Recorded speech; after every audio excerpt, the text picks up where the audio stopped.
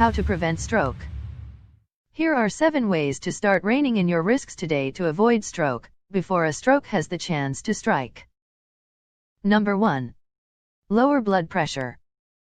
High blood pressure is a huge factor, doubling or even quadrupling your stroke risk if it is not controlled. The picture shows the blood pressure stages. Systolic pressure means the pressure when your heart pushes blood out. Diastolic pressure means the pressure when your heart rests between beats.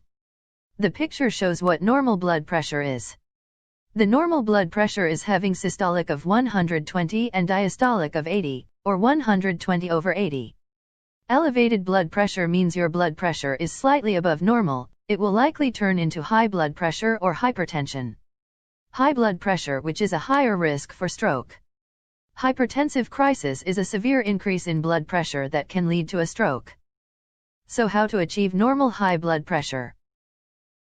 First, reduce the salt in your diet, ideally to no more than 1,500 milligrams a day, or about a half teaspoon.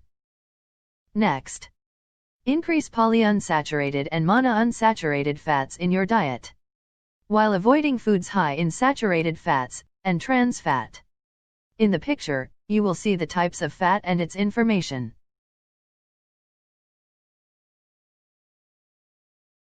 Here are some examples. Next, eat 4 to 5 cups of fruits and vegetables every day. 1 serving of fish, 2 to 3 times a week. And several daily servings of whole grains and low-fat dairy. Next, get more exercise. At least 30 minutes of activity day, and more, if possible. Last, quit smoking. The nicotine in cigarette smoke is a big part of the problem.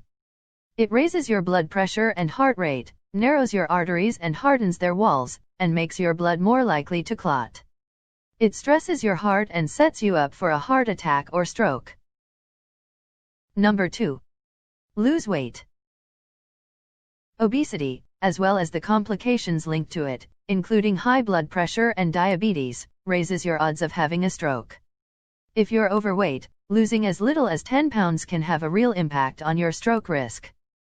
Body mass index is a value derived from the mass and height of a person. For most adults, an ideal BMI is in the 18.5 to 24.9 range. For children and young people aged 2 to 18, the BMI calculation takes into account age and gender as well as height and weight. So how to lose weight and achieve normal body mass index? Try to eat no more than 1,500 to 2,000 calories a day, depending on your activity level and your current BMI. Next, increase the amount of exercise you do with activities like walking, jogging, or engage yourself in sports like basketball, badminton, volleyball, etc. Number 3. Exercise more. Exercise contributes to losing weight and lowering blood pressure, but it also stands on its own as an independent stroke reducer. Exercise at a moderate intensity at least 5 days a week.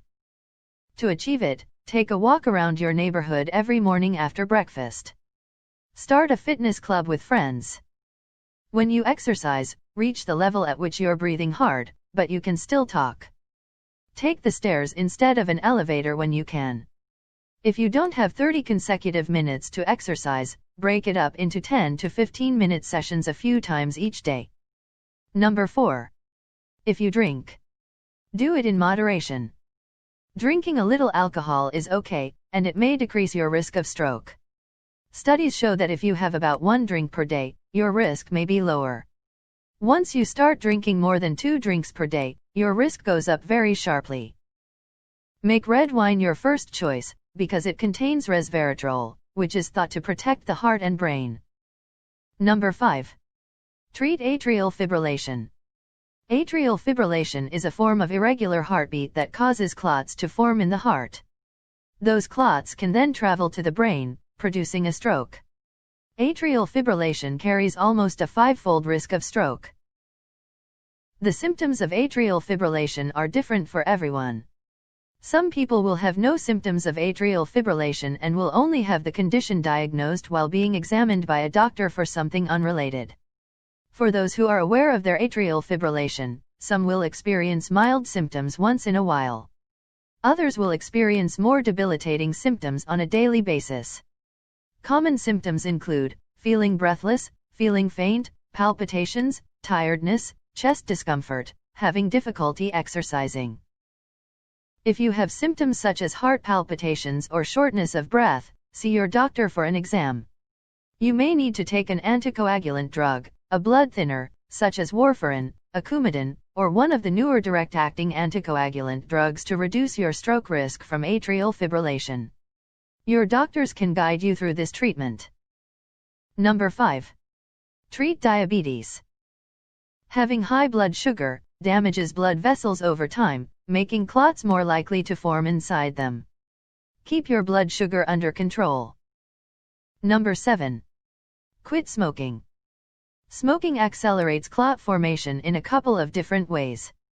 It thickens your blood, and it increases the amount of plaque buildup in the arteries. Along with a healthy diet and regular exercise, smoking cessation is one of the most powerful lifestyle changes that will help you reduce your stroke risk significantly. Ask your doctor for advice on the most appropriate way for you to quit. Use quit smoking aids, such as nicotine gums, counseling, or medicine. Most smokers need several tries to quit. See each attempt as bringing you one step closer to successfully beating the habit. If you think this video is helpful, please like this video and subscribe to my channel.